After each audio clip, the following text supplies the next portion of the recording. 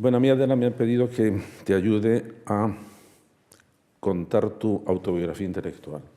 Y como de eso se encargan los psicoanalistas, pues si no te importa, te voy a hacer un psicoanálisis sobre tu pensamiento. Bueno, antes tengo que decir cómo conocí yo a Adela. Yo lo que me había dedicado siempre era a estudiar la inteligencia en lo que tiene de más brillante, de más creativo, de la literatura, el arte, la ciencia. Y no me había interesado nunca la moral. No, porque la idea que yo había tenido siempre de moral es que era una cosa, en primer lugar, que no daba para la creación, porque tenían que ser valores siempre permanentes, siempre universales, siempre un poquitín aburridos, y porque, por lo tanto, no había esa especie como de chispa inventiva que a mí me interesaba. La misma Adela lo ha contado, que cuando hacía mucho tiempo en la playa de Valencia había una policía a caballo que vigilaba sobre la decencia de los bañadores, y a esa policía se la llamaba la moral. Bueno, pues con estos comentarios era bastante normal que no me interesara. Pero llegué a un momento en que pensé que me había equivocado y que si había que pensar en algo verdaderamente inventivo, novedoso, antinatural y por lo tanto muy creativo, era precisamente las formas de vida ética o de resolver problemas éticos. Y entonces, ya a una edad bastante avanzada, decidí que tenía que aprender algo de ética. Entonces vi lo que había en el panorama y llegué a la conclusión que sé que seguramente, como todas las exageraciones, tienen un punto de verdad y un punto de desmesura, que entre los autores españoles la única que creía en la ética era de la Cortina. Los demás se movían en una especie como de perplejidades, de comentarios históricos, de mantenimiento de la moral religiosa. Y a mí me llamaba la atención en Adela dos cosas. Primero, este párrafo. Nos movíamos en un momento, ¿te acuerdas, Adela, aunque eras muy joven, del pensamiento débil, el posmodernismo, se habían acabado los metarrelatos, cada uno tenía que, ven como estés. Eso en Europa. En la Europa no alemana. En Inglaterra estaban metidos en ese fango espeso de la filosofía analítica que tuvo su momento de esplendor y luego desapareció. ¿Tú conoces a alguien que haga la filosofía analítica? Yo no, me gustaría verlo un poco como ejemplo de museo. Y tampoco daban mucho más de sí. Y luego estaban los alemanes, pero de los alemanes, eso será ya otro asunto del que hablaremos. Pero a mí me llamó la atención este párrafo de dos temas de Adela. Uno es este. Sigo pensando que son los pensamientos fuertes, y estábamos en un pensamiento, estaba el pensador que arrasaba, era Bátimo, y el pensamiento débil. Sigo pensando que son los pensamientos fuertes los que permiten a la filosofía ejercer su tarea porque nos pertrechan de un criterio racional para la crítica. Eso es un asunto. Y otro asunto que a Adela me pareció, y me sigue pareciendo, que daba más importancia, daba preeminencia a la inteligencia práctica sobre la inteligencia teórica. Y a mí eso me parecían esas dos cosas, dije, esta es mi persona. Así que me dediqué a estudiarla y no la conocía. Y nos conocimos en Buenos Aires, que es un sitio estupendo para conocerse. Yo intenté convencerla de que lo más interesante que había era el tango, y ella se marchó a hablar de Habermas a una comunidad de mujeres rurales, con gran éxito. Entonces me di cuenta que Adela era más seria que yo, sin duda alguna. Y en eso sigo. Luego, en el año 94, que yo sé un año después, Blanca Berasategui, que entonces dirigía el Cultural de ABC, hablando un día, pues, se nos ocurrió, oye, ¿y por qué en un suplemento cultural, donde se habla de la creación literaria, artística, musical, cinematográfica, por qué no añadimos un suplemento, un cuadernillo especial que fuera la creación ética? A mí aquello de creación me venía estupendo, pero lo de ética no. Y entonces dije, bueno, sí, pero para lo de ética tiene que ser Adela. Y entonces, durante 3 años por lo menos, estuvimos llevando una cosa rarísima en los suplementos culturales españoles, que es que había una sección entera de creación ética en que nos pasamos muy bien y discutimos, y realmente discutimos mucho. En algún momento intentaré, dicho coloquialmente, cabrear un poco a Adela, pero es con un buen fin. Adela es una polemista estupenda cuando está cabreada. Y entonces me gustaría que la vieran en acción, de manera que, dado mi afecto por ella, mi admiración por ella, lo que he aprendido de ella, si en algún momento, bueno, me paso de la raya, es literalmente una cosa metodológica. Bueno, pues este es el comienzo. Psicoanalizada, ¿quieres decir algo?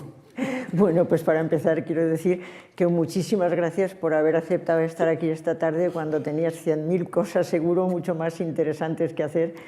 Y te diría, si no fuera a lo mejor un insulto, pues que eres un caballero. Y entonces hay que tomarlo como es, y entonces yo te lo agradezco en ese sentido. Y luego esto que me has dicho de que, bueno, que a ti no te había interesado nunca la ética y todas estas cosas que me dices siempre que no, que casi la descubriste. No, claro que te interesaba la ética, por el amor de Dios. Tú tenías clarísimo que la inteligencia creadora tenía como máximo nivel el de la creación ética. Pero eso después, lo tenías tú, pero después no, ya lo tenías. Ya lo tenías. Soy un convertido tardío. No, que cuando escribiste la teoría de la inteligencia creadora ya lo tenías en la mente, y cuando escribiste el laberinto sentimental ya lo tenías en mente, o sea que evidentemente yo no te he descubierto la ética ni mucho menos, y además aquí en España hemos tenido éticos fenomenales y bueno, pues podemos mencionar a Aranguren, podemos mencionar a alguno más, pero bien, pero había muchos éticos que tú también conocías y valorabas enormemente la creación ética, porque creo que estabas de acuerdo con Darwin en que lo más importante que tienen los seres humanos es el sentido moral. Y tú lo desarrollabas y además lo hacías con una muy buena teoría de la inteligencia y luego se ha demostrado claramente. Lo que pasa es que en eso no discrepamos, José Antonio, discrepamos en otras cosas que espero que me saques ahora. Sí, hay dos, sí. Sí. Vamos a ver, pero empezamos con... ¿Por qué, dada tu vocación de filósofa, por qué se te ocurrió estudiar ética, que siempre ha sido la hermana pobre de la filosofía? Es decir, ¿cuándo te decides a lo largo de la carrera a dedicarte más? Bueno, a un bloque interesante, que luego te preguntaré cuál de las tres te interesa más, que es, yo creo que en algún momento tu cátedra se llamaba así, que era Derecho, Moral y Política. Luego cambió y se llamó Ética y Filosofía Política. Primero, ¿cuál de las tres cosas te interesaba más y en qué momento decidiste dedicarte a esto? Bueno, pues eso sí fue muy bonito, porque yo en realidad cuando acabé la carrera, y por aquello que me estabas comentando de las posiciones que nos encontramos luego en el terreno de la ética, yo estudié la carrera en la Universidad de Valencia y efectivamente allí me encontré con una situación bastante peculiar.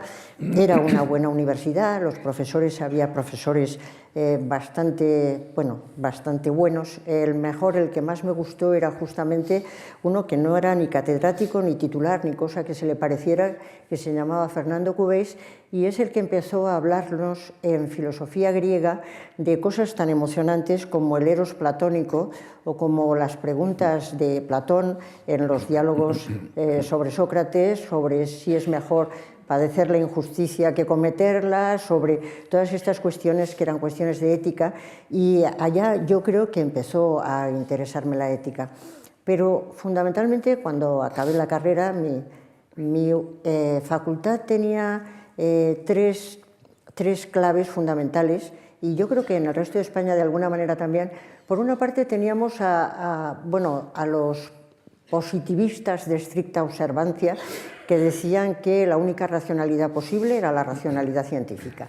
Por otra parte, y estaban ahí los filósofos analíticos bregando con una fuerza enorme. Por otra parte, los marxistas absolutamente fundamentalistas, que decían que todo lo que fuera moral o cosa parecida era pequeño burguesa. Y por otra parte teníamos a los escolásticos de manual, que no habían leído, por supuesto, ni las obras de los clásicos, pero que estaban encerrados en sus manuales. Era un ambiente poco prometedor para cosas como la ética, por ejemplo, porque, claro, entonces la ética es que se quedaba absolutamente sin terreno. Y entonces se produjo una cosa muy importante, y me alegro de que estemos hablando de esto 40 años después de la Constitución de 1978, y es que en España se estaba produciendo el paso de la sociedad franquista a una sociedad democrática y se produjo en ese momento una situación de una gran interrogante. ¿Qué pasaría a partir del cambio de la transición democrática a una sociedad en la que ya la ética preponderante no iba a ser la del nacionalcatolicismo, ya no iba a haber una ética única? Entonces muchas gentes decían que no podía haber una ética común a todos los españoles, y yo, que había empezado a dedicarme a la metafísica, y sigo creyendo que la filosofía primera es la parte más importante de la filosofía, empecé a decirme que había que ensuciarse las manos y que a lo mejor no había que seguir tratando temas de filosofía primera, que es lo que había hecho en mi tesis doctoral, sino que a lo mejor era llegado el momento de pasar a la ética, para tratar de averiguar si había una ética que pudiera ser común a todos los españoles. Esa fue la razón. Es decir, yo había empezado dentro de la metafísica, había hecho una tesis sobre Dios en la filosofía trascendental de Kant, que es un tema que siempre me interesó mucho, pero entonces me pareció que la filosofía tenía que arremangarse y que tenía que meterse en la brega, y la brega era esa, ¿no? Sí, pero fíjate, en España en aquel momento que sí había autores éticos, ninguno que yo sepa se había tomado en serio la fundamentación de la ética. Los dos teníamos mucho cariño y admirábamos a Aranguren. Aranguren no se atrevió con ese tema. Hizo una cosa un poco extraña en la relación de la ética y la religión, porque todavía la presencia, quien se había encargado hasta ese momento de fundamentar la moral, había sido la religión. Y claro, te encontraste con el cambio y decir, ¿y ahora cómo fundamento esto? Y entonces te fuiste a Alemania a buscar fundamentación. ¿Y qué encontraste en Alemania? Claro, es el paso. Efectivamente, bueno, se estaba gestando en España una moral diferente, y aquí habría que hacer la distinción entre lo que es la moral de la vida cotidiana, la moral que viven las personas, los seres humanos, y lo que es la filosofía moral, que normalmente los periodistas te suelen decir, porque eso es ética y moral. Pues mire, no lo diga con tanta fuerza, que lo que pasa es que la ética es la filosofía moral que reflexiona sobre la moral de la vida cotidiana. En ese sentido, yo pensaba que si en España estaba creciendo una moral de la vida cotidiana que podía ser común a todos, con valores comunes, era necesario desde la filosofía tratar de darle una fundamentación y un respaldo que fuera un respaldo filosófico. En ese sentido, efectivamente, José Luis Aranguren había dado una fundamentación en su ética que seguía en la línea fundamentalmente zubiriana.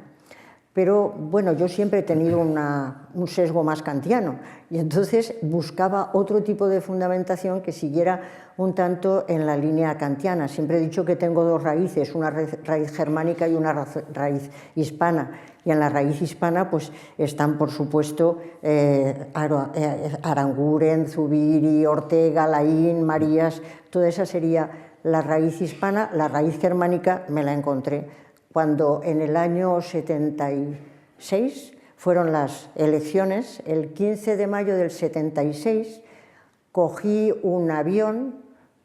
¿Fue el 76 o el 77 cuando se hicieron las primeras elecciones? El 77. Las primeras elecciones fueron el 77. Pues el 15 de mayo del 77 cogí un avión y me fui a Múnich, tratando de buscar algún tipo de fundamentación de la ética que fuera una fundamentación propia de nuestro tiempo. Ahí es donde fuimos Jesús y yo y descubrimos, entre otras cosas, el libro de Carlo Toapel, Transformación de la filosofía, y en aquel momento estaba también boyante la idea, la posición de Habermas, que estaba estrechamente ligado a Apple. Aquella fundamentación a mí me pareció verdaderamente valiosa porque, por una parte, tenía toda la riqueza de la filosofía kantiana, pero por otra parte tenía también toda la riqueza del momento actual, que era la transformación dialógica. Kant puesto en diálogo, Kant pasado de la filosofía de la conciencia a la filosofía del lenguaje, y era una fundamentación filosófica enormemente rigurosa. A mí me pareció muy oportuna y sigo pensando... ¿Me la puedes resumir en un tuit? ¿Perdón? ¿Me la puedes resumir en un tuit? Pues te la puedo en un tuit, no sé si voy a poder, pero bueno, en unas palabritas que hoy me podéis permitir, creo que sí, ¿no? O sea, la cuestión sería la siguiente, a fin de cuentas, los seres humanos, cuando nos planteamos las preguntas acerca de la justicia, me voy a referir a la ética fundamentalmente, cuando nos preguntamos si una norma es justa y tratamos de determinar un procedimiento para ver si la norma es justa, la filosofía nos puede proporcionar ese procedimiento, y ese procedimiento sería el de un diálogo celebrado entre los afectados por la norma, de tal manera que al final del diálogo se pueda llegar a un acuerdo sobre si la norma es justa, en el caso de que esa norma pueda favorecer a los intereses de todos los afectados, es decir, que acepte a intereses generalizables. Esa sería la clave de la ética del discurso. Entonces, a mí me pareció fundamental que fuera una ética que el concepto de autonomía kantiana lo pusiera el concepto de autonomía en el diálogo, que pasara de la conciencia de la persona al reconocimiento de interlocutores que se reconocen entre sí como interlocutores válidos, lo cual daba juego a poner el diálogo sobre el tapete, y además un diálogo con todos los posibles afectados, tanto actuales como virtuales. Sí, ya sabes que uno de nuestros puntos de desencuentro era que yo pensaba que poníais la carreta delante de los bueyes, porque para que ese diálogo llegara a una fundamentación de la ética, los que iban a dialogar ya tenían que ser éticos hasta la médula. Y tenían que ser buenísimas personas y estar dispuestos a entenderse, por ponerte un ejemplo. ¿Tú crees que el diálogo es la solución al problema que tenemos ahora en Cataluña? ¿O no? Vamos a ver, José Antonio, ¿estás poniendo en cuestión la existencia de los contrafácticos? Me explico. Explícate. Sí. Me explico. Efectivamente, lo que se dice desde el punto de vista de nuestra ética es que cualquiera que argumenta, cualquier argumento está presuponiendo, cualquiera que argumenta en serio, me decía Apple continuamente, cualquiera que argumenta en serio, y yo le decía, oiga, pero usted me dice en serio, pero la gente no argumenta en serio. Y Apple decía, sí, pero el sentido de la argumentación es tratar de encontrar el acuerdo entre los afectados. Ese es el sentido de la argumentación. Lo que pasa es que es contrafáctico, porque en la vida cotidiana, en los diálogos cotidianos, no es lo que ocurre, porque no hay condiciones, porque no están todos los afectados. Eso es lo fáctico. Pero la filosofía tiene que contar con el contrafáctico, que supone que estamos presuponiendo que en una situación en la que todos pudiéramos hablar en condiciones de racionalidad y estuviéramos preocupados por los intereses universalizables, llegaríamos al acuerdo de lo que es justo. La cuestión es que dice, esto no ocurre en la vida cotidiana. Sí, pero te voy a decir a ti, que hablas de las ficciones esas vergonzantes, de las que supongo que me vas a preguntar porque es lo tuyo, te digo desde ya que si no hay ese presupuesto de contrafácticos que forman parte de nuestra realidad, es que ni siquiera tienen sentido nuestras argumentaciones. Es que no tienen sentido nuestros diálogos. Y además a una persona se le puede criticar en una argumentación, usted no se cree lo que está diciendo, usted está mintiendo, usted lo que está diciendo no es lo justo ni lo verdadero. Y esa persona te va a decir, bueno, ¿y qué? Pero entonces no está argumentando en serio, con lo cual acabamos con la racionalidad humana. No, pero fíjate, Adela, te voy a poner un ejemplo en este momento. ¿Qué significa en toda la teoría, que es una teoría más seria de la que no más seria, más influyente de la que parece? Cuando Trump está hablando de las fake news, cuando se está hablando de la posverdad y cuando se está hablando de que hay realidades alternativas, es decir, bueno, no sé, que a lo mejor tú estás hablando de tu realidad y yo hablo de la mía, y entonces no se caracteriza. Recuerda que cuando estamos hablando de estas cosas, en Alemania se está hablando así, y en Francia de lo que estaba hablando Foucault y compañía, es que esto de la verdad, en realidad, es una relación de fuerza y no es otra cosa. De manera que yo siempre había visto que ese era el trabajo, pero de todas formas lo que sí hay que reconocer es que la fundamentación en aquel momento más seria que había era de la ética dialógica. Pero había un asunto, había una expresión que se relacionó muchísimo contigo, porque es de esas expresiones que tienen éxito, que era la moral mínima. ¿Qué era eso de la moral mínima? Pues mira, yo quería decirte dos cosas muy pequeñitas porque no tenemos mucho tiempo y es importante decirlas. Por una parte, las gentes que hablan de la posverdad y que hablan de que todo está permitido y los bulos, etc., siempre hay un momento en que defienden algo y lo defienden incondicionadamente. Siempre las mismas gentes pueden estar defendiendo el discurso feminista, pueden estar defendiendo el discurso animalista, pueden estar defendiendo, pero llega un punto en el que dicen incondicionadamente eso no es presentable, eso no puede ser. Mientras eso siga ocurriendo, yo pienso que nuestro mundo no es tan fluido como se dice, sino que hay mucho de sólido. Seguimos necesitando en momentos recurrir a un incondicionado.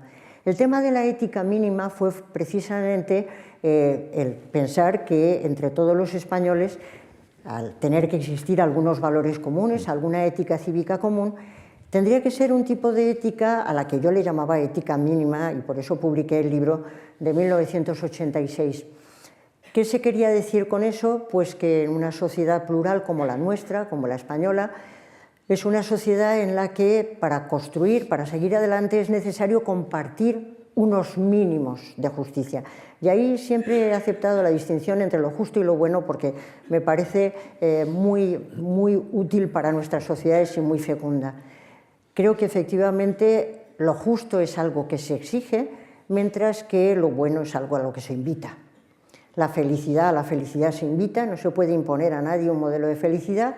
A la felicidad se aconseja, es una decisión personal, pero la justicia es muy exigente. Cuando se hace una afirmación de justicia, se pide que valga para todos. Y entiendo que esa ética mínima sería la ética cívica de una sociedad pluralista en la que se comparten unos mínimos de justicia que son los que nos hacen no quedar por bajo de los mínimos de humanidad. Ya sé que todo esto es muy discutible porque tú has puesto el caso de la situación actual en la que nos encontramos y es muy difícil pensar que en España ahora hay unos mínimos de justicia que todos compartimos, con lo cual habría que preguntarse si la nuestra es una sociedad pluralista. Pero una sociedad pluralista sería aquella en la que hay éticas de máximos, que son éticas de felicidad y vida buena, a los que la gente puede perfectamente invitar. Unas son religiosas, otras no lo son, mientras que las éticas de mínimos serían esos mínimos de justicia que todos deberíamos compartir y que tienen que ver con la superioridad de la libertad frente a la esclavitud, de la igualdad frente a la desigualdad, de la solidaridad frente a la insolidaridad, del diálogo frente a la imposición y, por supuesto, del respeto activo a posiciones ajenas. Esa es una ética mínima y es verdad que es una expresión que se ha hecho feliz y además que de vez en cuando yo digo que eso es lo que quiere decir de alguna manera John Rawls cuando después que yo hablo de la concepción moral de la justicia. Y además a mí me parece, Adela, que Rawls tiene un prestigio que no merece, porque jugaba con trampa. Toda su teoría de la justicia está hecha dando ya por dado que se mueve en una sociedad democrática y que está haciendo una teoría de la justicia no para los infieles, sino para una sociedad democrática. Y en ese sentido, en la búsqueda de fundamentación, te estabas moviendo, yo creo, en un terreno más profundo que el de Rawls. Pero vamos a seguir el psicoanálisis.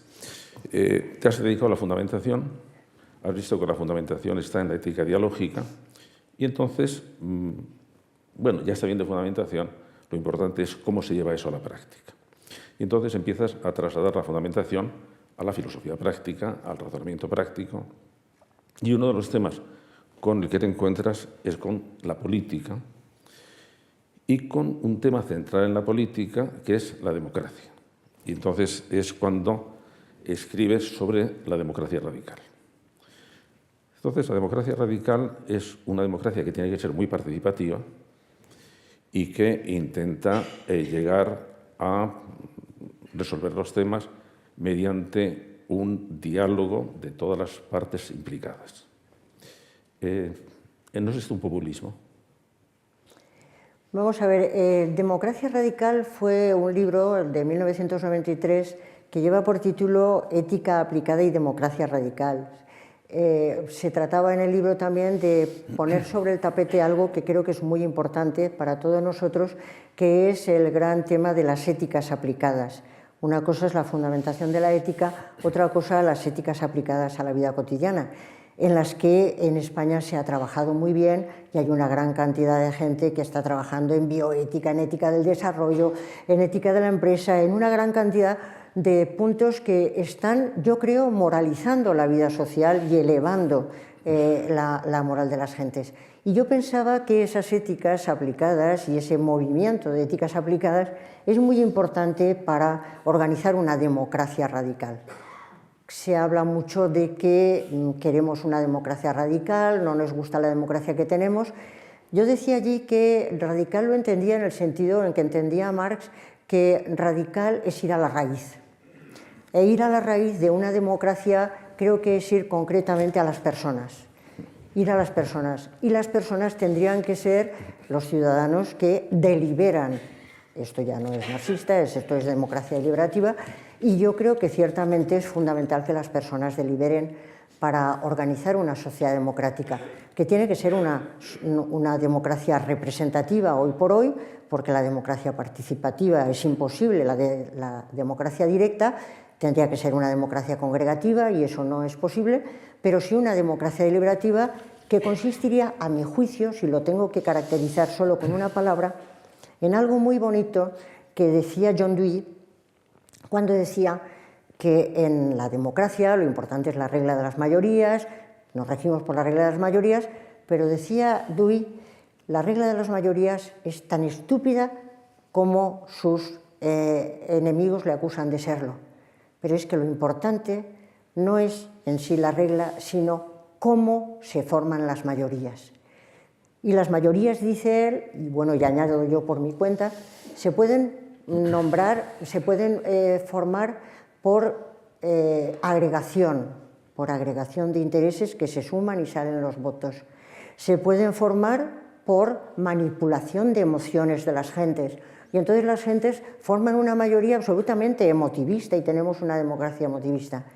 Y se pueden tratar de formar también por el diálogo, la deliberación, de tal manera que vamos construyendo del yo prefiero esto, yo prefiero lo otro, al nosotros queremos un mundo que sea así. Yo creo que la democracia es la construcción de ese nosotros. Ya sé que esos tres tipos de democracia serían tipos ideales en el sentido de Max Weber. No hay ninguna democracia en sentido puro, pero hay una mezcla de las tres. En ese sentido es en el que yo entiendo que la democracia agregativa la tenemos, también la emotiva y también la deliberativa, y la cosa es que hay que añadir deliberación y restar emotivismo y restar puro agregacionismo, entiendo yo. Eso sería una democracia radical. Sí, pero muchas veces, por lo menos al leer ese libro, lo que dices es, ojalá pudiera haber una democracia directa que sería la buena.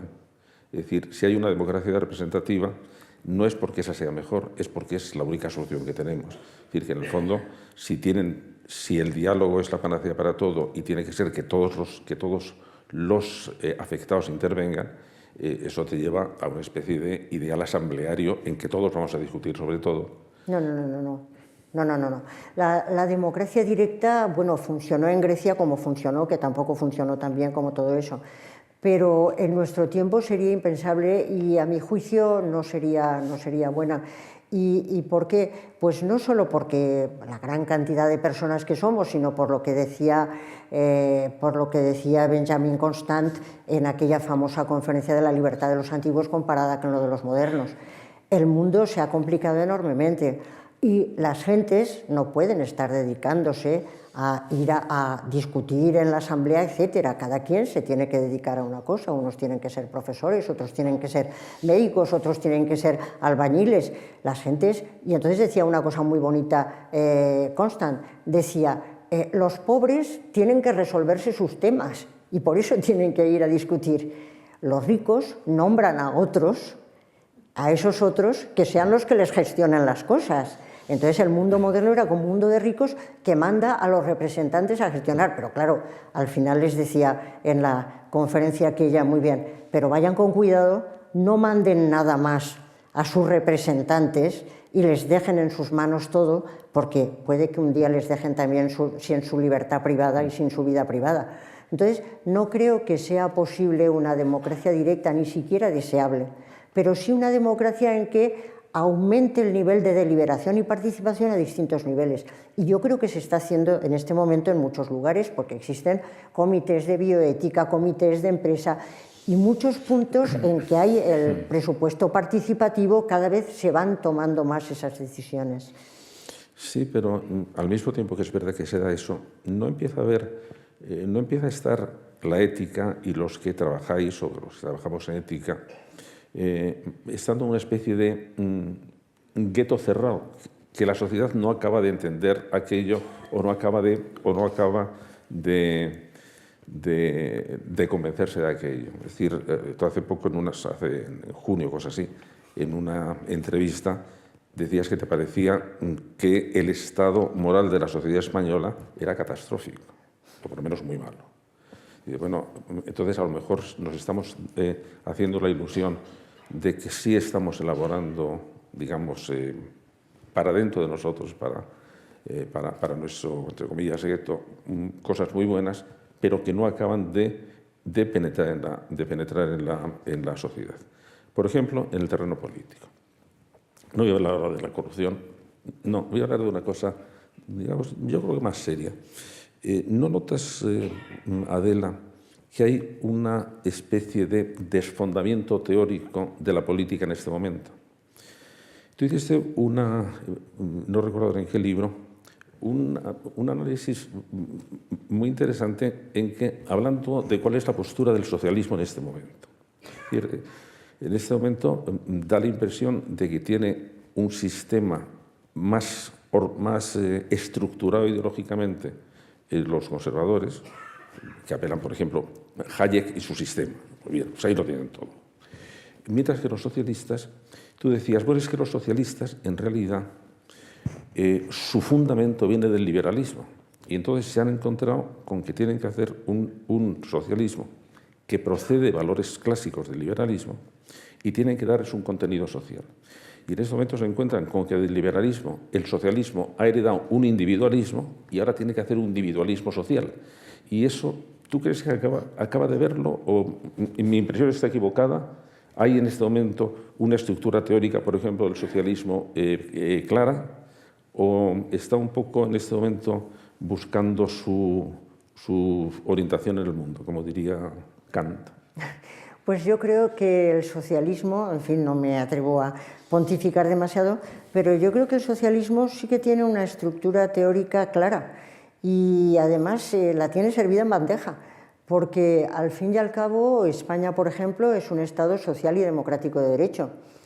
Estado social y democrático de derecho quiere decir que los ciudadanos tienen que ver protegidos sus derechos de primera y segunda generación, es decir, los derechos típicos liberales, libertad de expresión, asociación, reunión, conciencia, que cuando no son respetados en una sociedad se dice que es una democracia iliberal, y uno se pregunta si eso es una democracia o no, pero esos serían los derechos liberales que el socialismo los tiene que aceptar, por supuesto, y lo hace, y por otra parte es un Estado liberal y social de derecho, es decir, que tiene que respetar los derechos económicos, sociales y culturales. Eso es lo que tiene que hacer España. Pues eso es la socialdemocracia, sí. Lo tienen en bandeja. Sí, Adela, pero no hay un problema que se da en la misma Constitución. En la misma Constitución el reconocimiento de derechos es de dos tipos. Hay derechos exigibles y derechos que se admiten como principios reguladores, un poco como ideas reguladoras. Por ejemplo, el derecho a la educación es que tú puedes exigir una plaza escolar. El derecho a la vivienda es solamente un principio regulador porque no es un derecho exigible. ¿No te parece que dentro de la Constitución hay una especie de desequilibrio entre los derechos y que los derechos, digamos, sociales están metidos como principios reguladores, pero no como principios exigibles?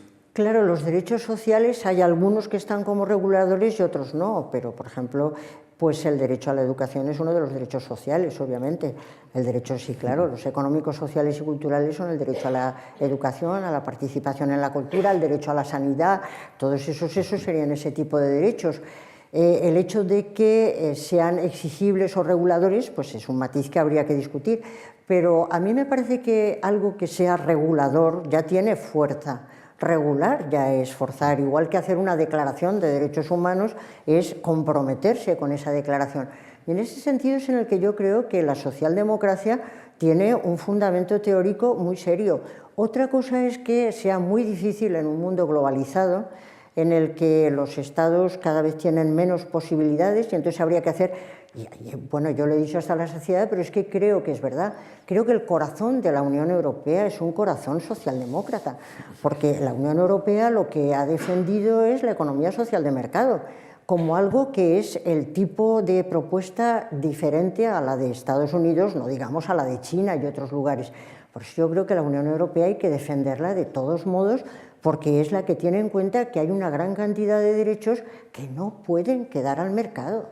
Y eso me parece que hay que defenderlo y que sería bueno que los partidos socialistas defendieran lo que les toca defender y no defendieran lo que les toca defender, que es donde empiezan los problemas, creo yo. Fíjate, ahora, antes los mencionó, y yo creo que es un tema que ahora empieza a preocuparnos seriamente a todos, que es el auge que está teniendo una expresión que te he dicho, eso es contradictorio, pero no es exactamente contradictorio, que son las democracias no liberales, que son democracias autoritarias que acabo de leer un libro muy interesante un poco sobre la evolución que ha habido en la democracia americana y decía, el problema de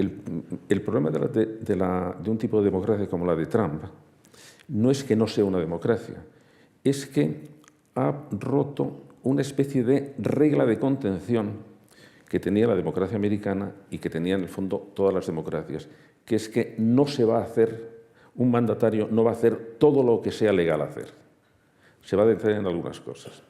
Es decir, lo que están haciendo las democracias autoritarias no liberales no es que se salten la ley, porque entonces dejan de ser democracia, no, es que van a romper esa norma de contención y van a llegar hasta donde sea legal.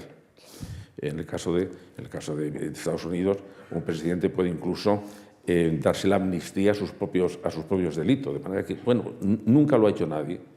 Bueno, pues a lo mejor Trump lo hace. Es decir, en este momento, ¿no te parece que el tema de las democracias no liberales es un tema que nos puede estallar y que a lo mejor nos va a estallar muy pronto también en España?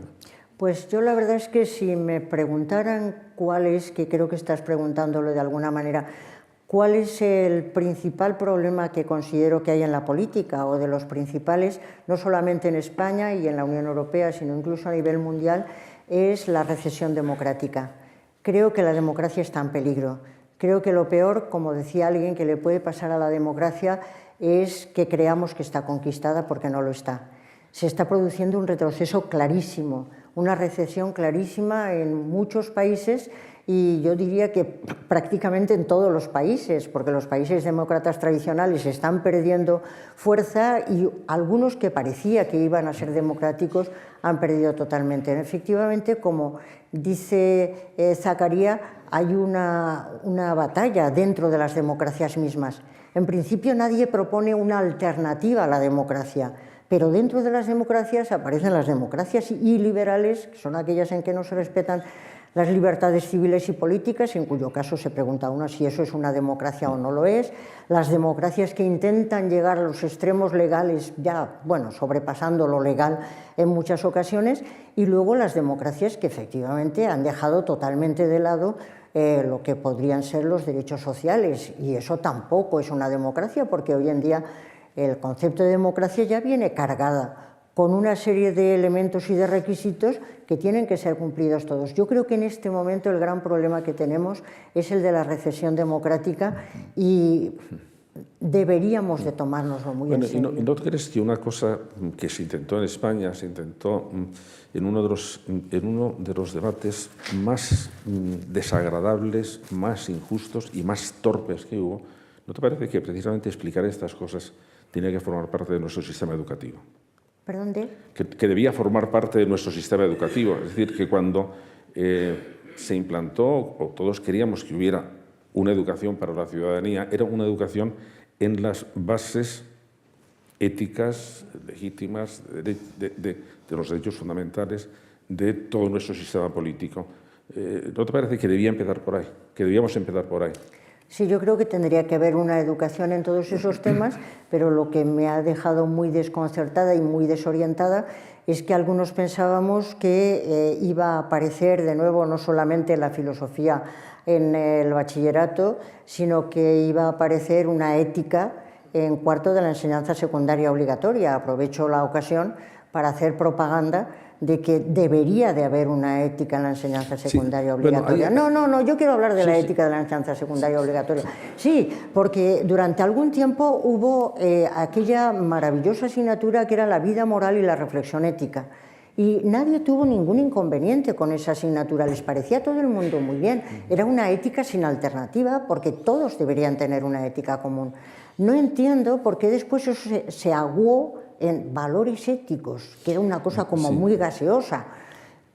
Después era educación para la ciudadanía, pero claro, eso bien, yo la defendí también, pero la verdad es que la ciudadanía puede ser de muchos tipos, porque bueno, en la época, en los nazismos y en los estalinismos también hay ciudadanía. Es decir, que creo que hay que poner esa ética cívica común a todos. Sí. Es decir, pero ahí ha pasado una cosa, yo estoy seguro, bueno, ahí voy a hablar por mí solo. Yo no tuve una educación en valores y posiblemente el 60% de las personas que han estado aquí no tuvieron educación en valores. ¿Por qué? Porque la educación en valores es una terminología, primero, muy moderna, segundo, de una escuela filosófica alemana en la cual nadie ya cree. O por lo menos no hay grandes defensores de la ética de los valores a lo Max Scheler. Entonces, nuestra generación no estaba educada en valores, estaba educada en algo muchísimo más interesante que ahora los americanos, que son muy listos, lo recuperan, que era una educación en virtudes, no en valores. Los valores son conceptos abstractos, conceptos fríos, y una persona puede ser verdaderamente un experto en el tratamiento de los valores y ser una mala persona. De manera que ahí nos falla algo. Pero yo creo que fue un poco lo de importar y lo de meter en nuestras leyes educativas educación en valores, fue precisamente para no tener que mencionar la palabra ética, porque la palabra ética pues parece que comprometía pues con un mundo religioso, con un mundo que no estaba claro. Yo creo que los filósofos lo hemos hecho muy mal. Yo creo que aunque como tú creo que la filosofía debe entrar en el sistema educativo con más fuerza, pero primero los filósofos tenemos que ponernos las pilas y no decir tantas tonterías. Bueno, eso ya lo dicho Descartes, no hay tontería que no haya sido dicho alguna vez por un filósofo, pero bueno, conviene que el porcentaje sea poco. Y claro, si no nos ponemos los filósofos a hablar en serio de la filosofía, no podemos justificar la entrada en el sistema educativo. Y si no hablamos con mucha seriedad de la ética. Yo te voy a contar una anécdota. Hace un par de años me pidieron que diera una lección sobre ética a alumnos ya de posgrado de la Facultad de Filosofía. Y antes de empezar le dije, ¿cuántos de vosotros creéis que hay normas éticas universales? No lo creía ninguno. De manera que lo que estaba saliendo de la Facultad de Filosofía de Madrid era que no hay normas éticas universales. Y eso, claro, casi prefiero que no haya. Si esa es la formación que van a tener nuestros profesores de ética, yo creo que el único sitio donde salen alumnos creyendo realmente en la Universidad de los Valores es de tu cátedra de Valencia. De manera que el otro es un espectáculo un poquitín desolador. Pero volviendo a los valores, ¿no te parece que la introducción del término de valores es confundente y es una especie de políticamente correcto para no mencionar o educación en virtudes o educación ética a secas? Estoy totalmente de acuerdo. Creo que cuando se puso la educación en valores era eso, para no nombrar ética, para no nombrar moral. Y sin embargo, bueno, es un término que si se quiere recuperar, se recupera. Yo pondría ética, claramente, porque al fin y al cabo los valores son cualidades atractivas que tratamos de incorporar en nuestro carácter a través A de través las de las virtudes. virtudes, Entonces, claro, ese es el interés de los valores, porque al fin y al cabo las virtudes, bueno, puede que estén un poco denostadas, porque yo digo algunas veces que nadie le pone a su hijo virtudes, y siempre me sale alguien que dice, sí, yo le he puesto a mi hijo virtudes, y entonces ya me quedo absolutamente sin palabras. Pero realmente las virtudes parece que están muy bien vistas, cuando tú y yo sabemos de sobra que las virtudes desde el mundo griego son excelencias del carácter. No se puede organizar una democracia sin excelencia por algún lado. Pero sobre todo es precisamente el punto de enlace que tiene estructuras psicológicas, que son los hábitos operativos, con valores que dirigen. Efectivamente. De manera que... Claro. Y a mí me produce verdadera indignación, por ejemplo, que en este momento lo más serio que se está haciendo en valores lo están haciendo gente de la Asociación Americana de Psicología. Claro. El libro de los valores, el libro de las virtudes de Seligman y de Petersen, pues lo han hecho muy serio, y lo han tomado muy en serio, han dicho, aquí hay un tesoro. Nosotros, como tiramos siempre al niño con el agua del baño, pues hemos empezado a tirar cosas fuera sin darnos cuenta del valor que tenía. Y ahora viene, siguiendo con el psicoanálisis, Adela, yo creo que hay un momento que a mí me interesa mucho, porque es una especie de justicia poética hacia mí, que es cuando, después de muchos años de estar tratando sobre la razón crítica, que es una razón muy cognitivista, que es una razón muy universalista, que es muy fría, digamos, en el argumento, de repente escribes la razón cordial. Bueno, que ha sido de la idea de patología que tenía Kant acerca de los sentimientos, ¿por qué de repente te has vuelto cordial? Es decir, ¿por qué de repente, después de las críticas que has hecho al emotivismo y a todo esto, por qué de repente haces la razón cordial? Vamos a ver, efectivamente... que yo la vi primero.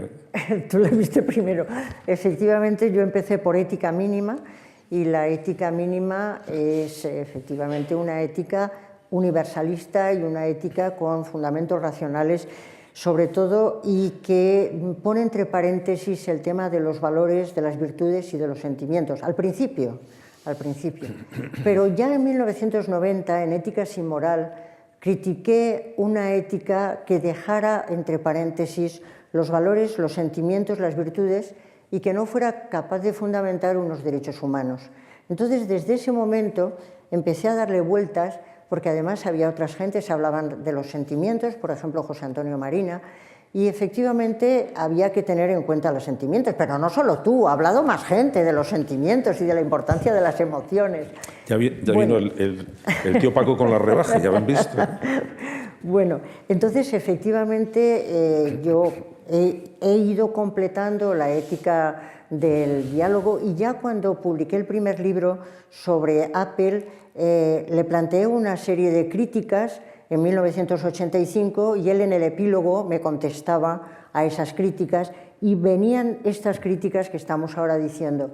La ética mínima era una ética muy racional todavía desde el comienzo, aunque era una ética de mínimos, pero necesitaba, para que efectivamente se hiciera cargo del mundo moral, tener en cuenta los valores, porque efectivamente si no somos capaces de degustar los valores, como los valores de justicia, de libertad, no somos capaces tampoco de captar las injusticias.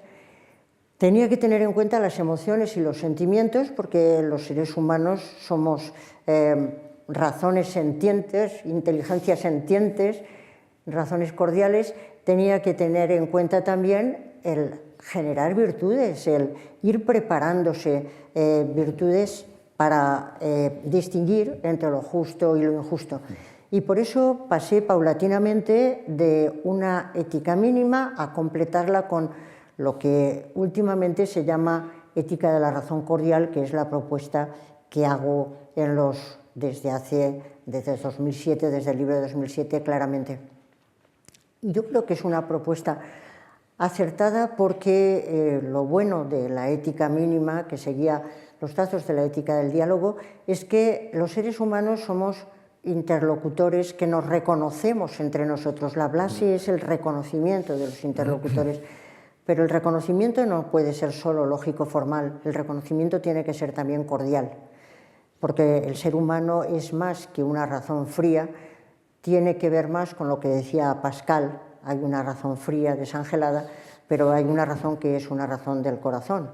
Y decía Pascal que conocemos la verdad no solo por la razón, sino también por el corazón, y a mí me parece que conocemos no solamente la verdad, sino sobre todo la justicia.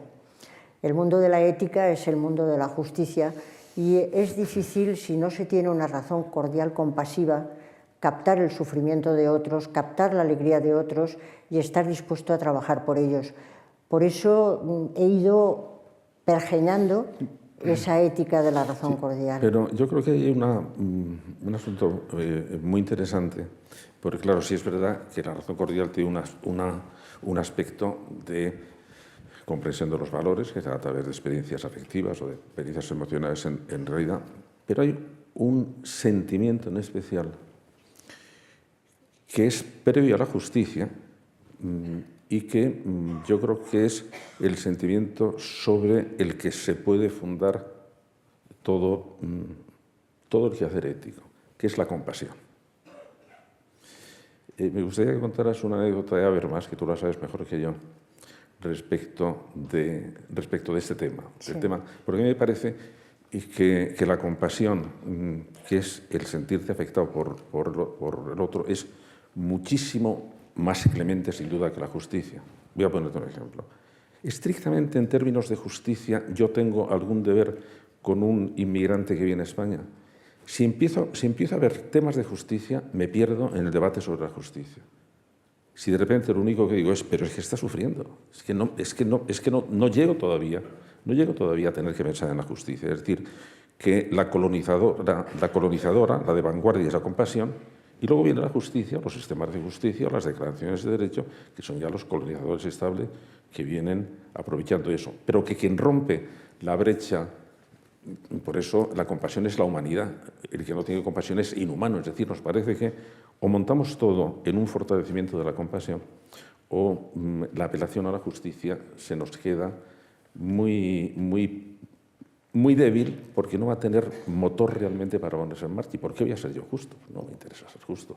Lo que decía Hume, es absolutamente razonable que yo dé más importancia a mi dolor de muelas que a la vida de miles de personas en el universo. ¿Por qué? Porque es mi dolor de muelas. Por eso quería insistir en el tema este de la compasión, porque además creo que lo estamos perdiendo y que, por lo tanto, parte de la educación ética iba a tener que retrotraerse un poco al punto anterior. A lo mejor tenemos que empezar por hacer una cultura de la compasión. Bueno, en la ética de la razón cordial pone como clave la justicia y la compasión, las dos. Y son las dos clave porque creo que efectivamente en el reconocimiento del otro se reconoce al otro como un ser que tiene dignidad y no un simple precio, y todo ese es el mundo de la justicia. Pero reconocemos al otro también como a nosotros mismos como vulnerables. Y creo que ahí hay dos claves en el reconocimiento cordial, que son el reconocimiento de la dignidad y el reconocimiento de la vulnerabilidad. Tanto el otro como yo misma somos absolutamente vulnerables y además tenemos dignidad y no un simple precio. Los dos lados son fundamentales. Con lo cual, y vulnerable quiere decir no solamente alguien capaz de sufrir, sino también alguien capaz de alegrarse y alguien que necesita de otros. Todos necesitamos de otros. En ese sentido, esos dos sentimientos son dos sentimientos clave en el reconocimiento recíproco y efectivamente la compasión tiene una enorme fuerza. Y por compasión yo creo que es un tipo de sentimiento que está muy mal interpretado, porque suele entenderse que la compasión es la emoción que siente alguien bien situado cuando ve a uno que está sufriendo, a un pobre allá debajo. Pero yo creo que la compasión es la capacidad de padecer en la alegría y en la tristeza. En la alegría es muy difícil alegrarse con otros en este país de envidiosos, por ejemplo. Yo tengo un amigo que cuando quiere amargarle las cosas a los demás, les va y les dice, oye, me ha salido estupendo esto. Dice, ya le ha amargado el día. Claro, es muy difícil compadecer en la alegría, hay que ser muy magnánimo para decir enhorabuena y además decirlo de corazón. Entonces creo que hay que compadecerse en la alegría y hay que compadecerse en el sufrimiento, pero la compasión en el sufrimiento, y creo que lo compartimos totalmente, no es solo empatía, no solo se trata solamente de sentir con el otro, sino que quiere decir darse cuenta del sufrimiento del otro y también darme cuenta que mi vida no puede ser feliz si no es asumiendo y ayudándole a salir de ese sufrimiento. Creo que esa es la verdadera compasión. Y por eso el tema de la inmigración, ya que lo sacamos, que me parece que es un tema central, habrá que regularla todo lo que usted quiera, pero lo que no se puede hacer es dejar a la gente que se esté muriendo tranquilamente porque no somos capaces de hacer otra cosa. Sí, has mencionado una palabra que a mí me resulta especialmente antipática, que es la palabra empatía. La palabra empatía es una palabra muy moderna, aparece en Inglaterra a principios del siglo pasado, y lo que significa es entender lo que le pasa al otro. Pero eso no es ninguna virtud, porque yo las personas que conozco que tienen más simpatía son los timadores, por ejemplo, o los manipuladores. Esos nos dan 20 vueltas en empatía. No, la compasión viene por otro lado. Y cuando estudias realmente las emociones, te das cuenta que las emociones en realidad es todo un sistema de dirección de la conducta. De manera que todas las emociones lo que hacen tienen dos partes. Una es perciben alguna característica de la realidad y ponen en marcha determinados tipos de respuesta. El miedo pone la respuesta de la huida, la furia pone la respuesta del ataque y la compasión pone la respuesta de la ayuda. De manera que cuando esa emoción está en toda su plenitud, estás sintiendo verdaderamente compasión. Y no solo compasión, porque los simulacros de emociones van por otro lado. No, cuando sientes compasión, esa compasión tiene que despertar una motivación a conductas de ayuda. Tenemos un problema en psicología infantil. Todos los niños sienten compasión espontáneamente alrededor de los 3 años, con conductas de ayuda, y empiezan a perderla en este momento en España a partir de los 4 años. De manera que estamos haciendo algo mal, porque no estamos, por lo que decías tú, de que es una virtud, no solo una emoción, sino una virtud que está como desprestigiada, porque es una especie como no es igualitaria, y la persona que tiene compasión parece que está por encima del compadecido. Todos esos líos en que nos hemos metido está haciendo que no estemos cuidando una cultura de la compasión. Y eso es muy grave porque la compasión, entre otras cosas, es el gran antídoto de la crueldad y el gran antídoto de la agresividad. De manera que estamos teniendo muchos problemas precisamente por no poder fomentarla, por no fomentar una cultura de la compasión. Pero he mencionado 2 cosas y ahora ya saco una cosa en la que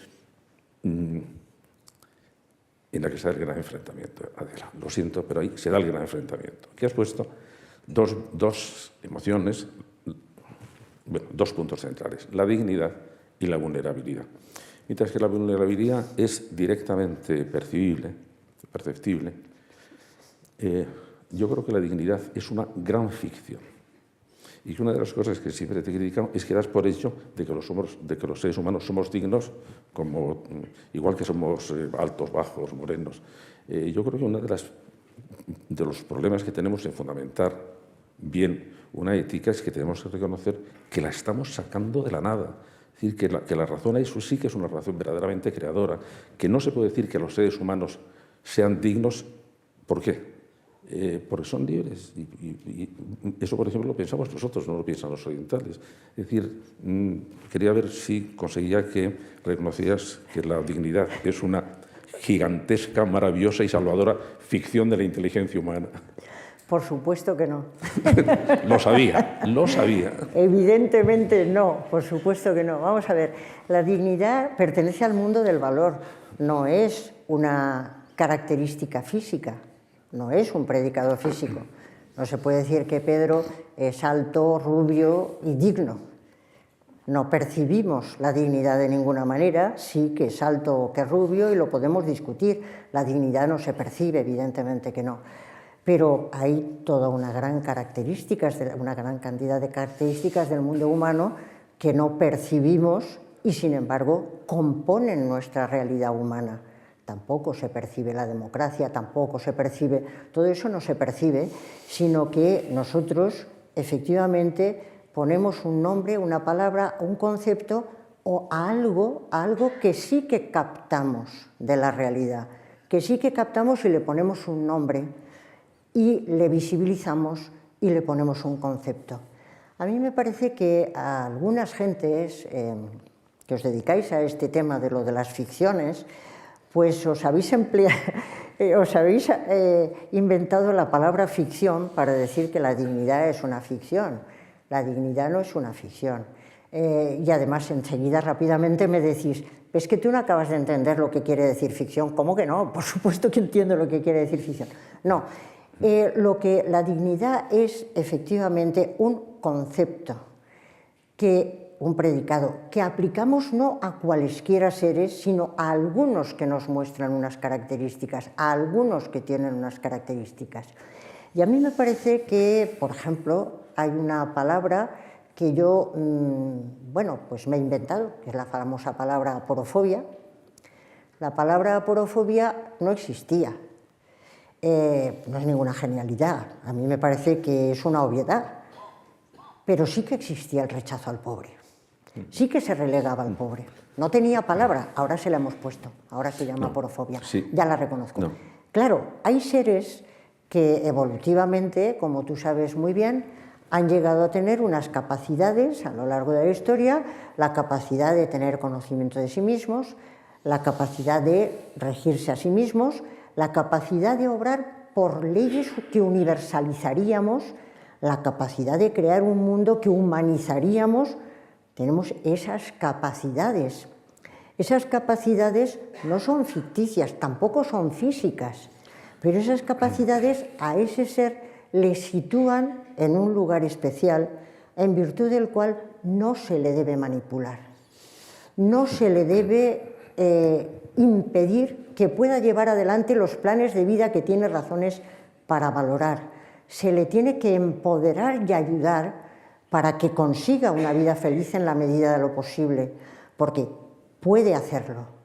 Entonces, justamente a ese ser le damos esa palabra dignidad, reconocemos dignidad, que es la fuente de tiene derecho a expresarse, etc. ¿Por qué? Porque es el fin positivo y el fin limitativo de todas las acciones humanas. ¿Y eso es lo que quiere decir la palabra dignidad? Sí, pero fíjate, a mí me intrigó tanto el que hayamos inventado esa palabra e inventado el concepto, ahora te digo por qué he inventado, que en María de Alba y yo dedicamos un libro entero a ver por qué decíamos una cosa tan rara.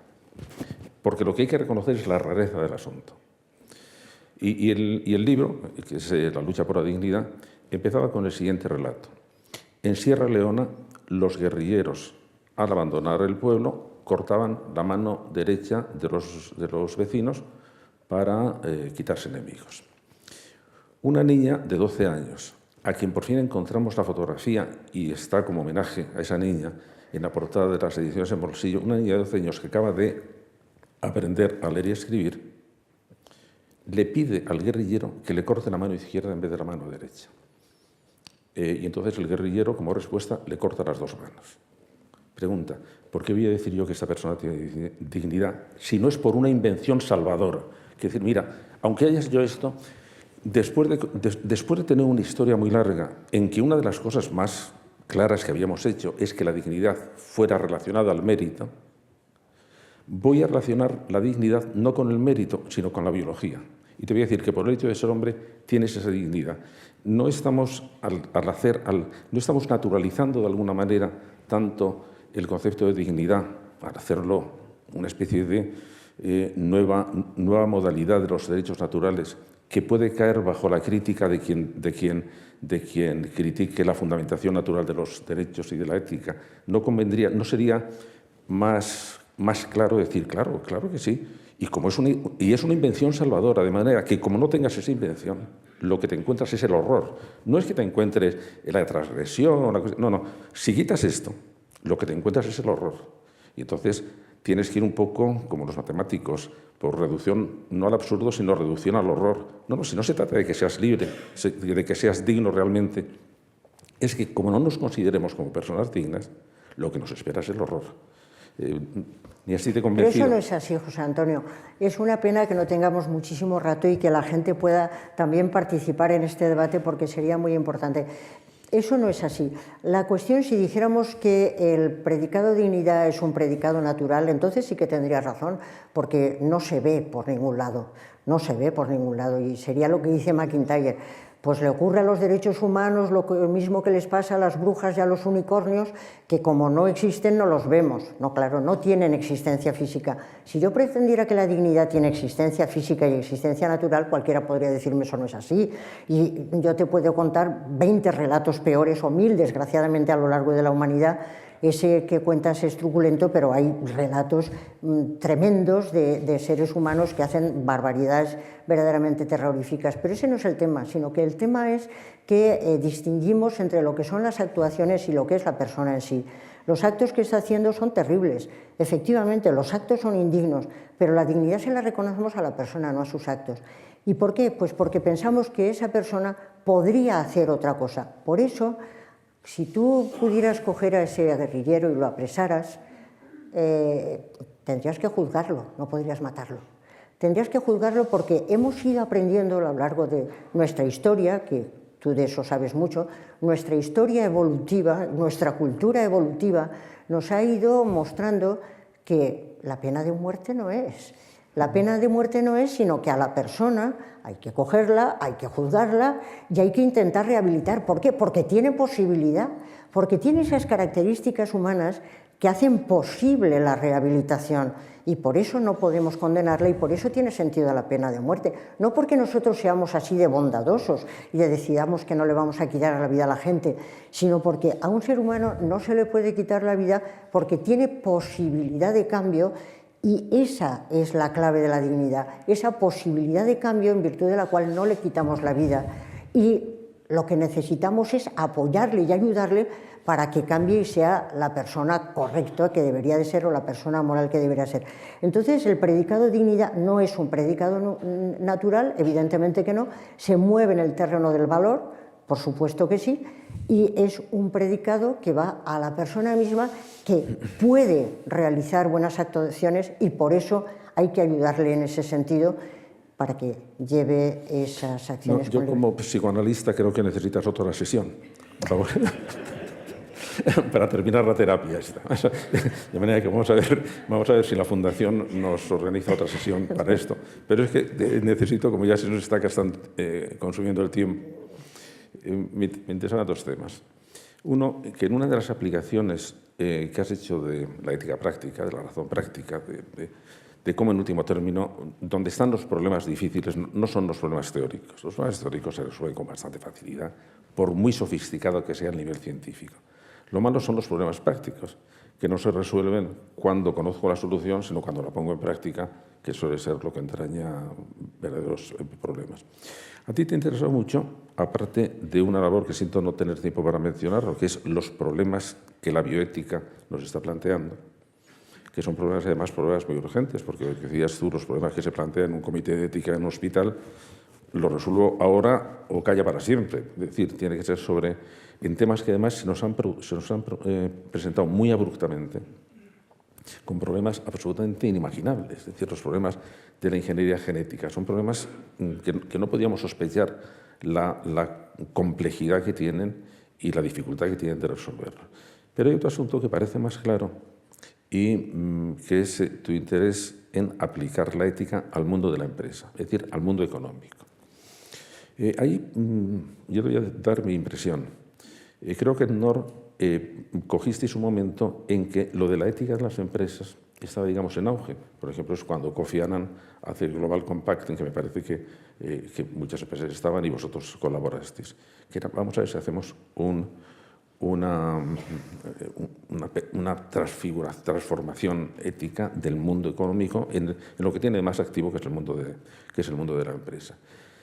Pero claro, después de eso vino la gran crisis económica, que fue una crisis de desvergüenza económica. Y entonces dio la impresión que todo aquello que parecía que todo el mundo estaba de acuerdo, visto desde fuera, nos dio la impresión de que sí, que todas las empresas tenían códigos éticos y que los códigos éticos eran casi papel mojado. Yo tuve una experiencia muy curiosa. Una gran empresa de España que quería despedir a un directivo me pidió a mí, imagínate, porque pasaba por allí, que se podía hacer un dictamen ético sobre ese caso para presentarlo al juez, cosa que yo creo que nos había dado en España, y efectivamente lo hice, y me parecía que la empresa no tenía razón y el juez no le dio la razón. No fue por mi dictamen, sino por otra cosa, porque lo que estaba es que sí, usted tiene un código ético estupendo, pero no lo ha puesto en práctica. De manera que no intente ahora sacar el código ético para presentarlo al juez para justificar un despido. Ya sé que eres muy optimista, pero ¿crees que el mundo económico se está moralizando o que el mundo económico, al contrario, se está convirtiendo en la selva competitiva que siempre ha sido? Bueno, yo creo que el mundo económico es muy complicado.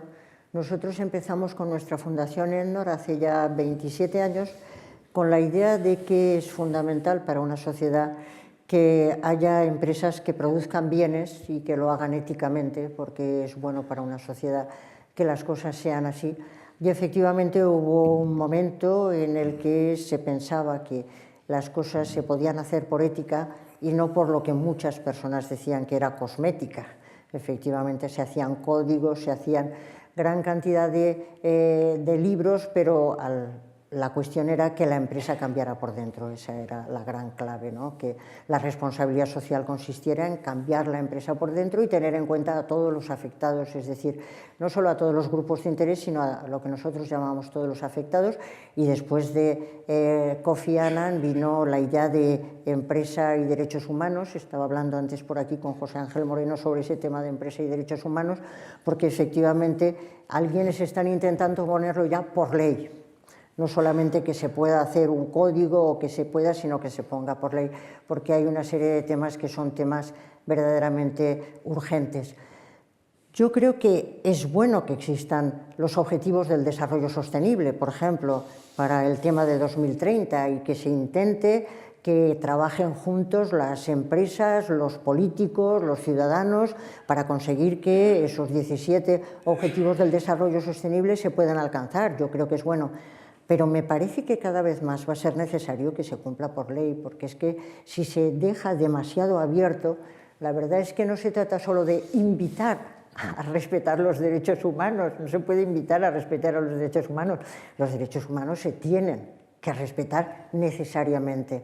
Yo creo que ha habido una recesión grande y además porque la globalización ha complicado todavía más las cosas.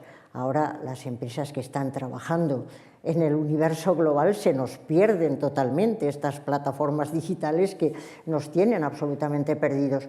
Creo que es fundamental que exista una gobernanza global que tenga muy en cuenta el mundo económico. Me parece que es esencial, porque si no, no vamos a salir adelante. Se están haciendo muchas propuestas, se están escribiendo, la Unión Europea, por ejemplo, está muy preocupada por estos temas, pero yo creo que desgraciadamente van a tener que ser por ley, porque si no, no hay modo de que salgamos adelante. Y ya la última pregunta, porque aunque tú lo has mencionado, pero creo que haber acuñado el término, no por acuñar el término, sino porque cuando tienes una palabra para mencionar la cosa, puedes pensar con más claridad en la cosa, que es el término de aporofobia, es decir, ¿qué nos está pasando en este momento en los países desarrollados respecto del tema de la compasión hacia los pobres, a la compasión hacia los que son vulnerables? ¿Notas tú que esta especie de individualismo sistemático en que estamos metidos, que este mundo de la comunicación a través de pantallas, que es completamente frío, ¿no crees que nos está, por utilizar una frase bíblica, endureciendo el corazón? Pues es posible que nos esté endureciendo el corazón. Realmente el desprecio al pobre, desgraciadamente, creo que lo llevamos en el cerebro, y esa es la tesis de mi libro. Creo que el intentar dejar de lado a los que nos molestan, efectivamente es viejo como la humanidad, pero el sistema que tenemos no ayuda, sino todo lo contrario. Efectivamente, esta cerrazón de cada uno sobre sí mismo, y lo estamos demostrando continuamente con lo que nos está pasando con el hecho de los inmigrantes en todos los países, que estamos cerrando las puertas a gentes que están en una situación desesperada, está demostrando que estamos relegando al pobre claramente. Y por eso, bueno, yo creo que el siglo XXI tendría que ser el siglo de poner fin a la aporofobia, porque ahora ya tenemos la palabra para designar esa actitud y hay que acabar con ella porque es impresentable. Eso requiere un cambio de todo nuestro mundo y por eso creo que hay que intentar erradicar la pobreza, reducir las desigualdades como un objetivo del siglo XXI que es, desde luego, indiscutible. Y sería muy bueno acabar con esa porofobia ya histórica que es verdaderamente una vergüenza. Y para eso hace falta la educación, porque eso empieza en las familias y eso empieza en las escuelas, cuando se acostumbra a los niños a decir que traten con los mejor situados y no con los peor situados. Pues nuestro tiempo se ha terminado y ahora me voy a poner del lado del público, Adela, para dos cosas. Primero, para darte las gracias por la tenacidad en pensar un poco a favor de todos. Segundo, por haber encarnado algo que a mí me parece que es la culminación de la inteligencia humana, que es la razón bondadosa, que es la crítica, pero sin embargo al mismo tiempo que conduce o que anima o que intenta llevar a la práctica la bondad. De manera que, resumiendo todo lo que creo que nuestros acompañantes pensarán, muchísimas gracias por todo lo que has hecho y que nos vemos aquí dentro de nada. Un momento. Antes de acabar, muchísimas gracias, José Antonio, por todo lo que has escrito, por todo lo que has hecho. No, muchísimas gracias por estar aquí y muchísimas gracias por haber tenido además la bondad de participar en ese maravilloso libro que se llama Ética y Filosofía Política, que hemos publicado en la editorial Tecnos y que ha sido un homenaje que han tenido a bien dedicarme un conjunto de colegas, entre los que te cuentas, y en el que has hablado de esas ficciones repugnantes de las que tú hablas, y que le dedica todo un capítulo, eso queda y eso me lo hace para meterse conmigo, porque es que las en fobias... homenaje a mí, dice lo que más me puede doler. Bueno, no, pero esa yo creo que esa fobia en la próxima reunión terapéutica aquí en la Fundación, creo que saldrás una mujer nueva. Lo bueno es que aparecen también una serie de gentes, algunos de los cuales están en la sala, y yo creo que es un libro que merece la pena porque recoge unas excepcionales y estupendas aportaciones sobre problemas de ética y de filosofía política que hemos estado hablando. Yo agradezco enormemente el homenaje a todas las gentes que lo han hecho y, por supuesto, recomiendo que se estudien esos trabajos porque valen la pena. Muchísimas gracias, José Antonio. Gracias a ti.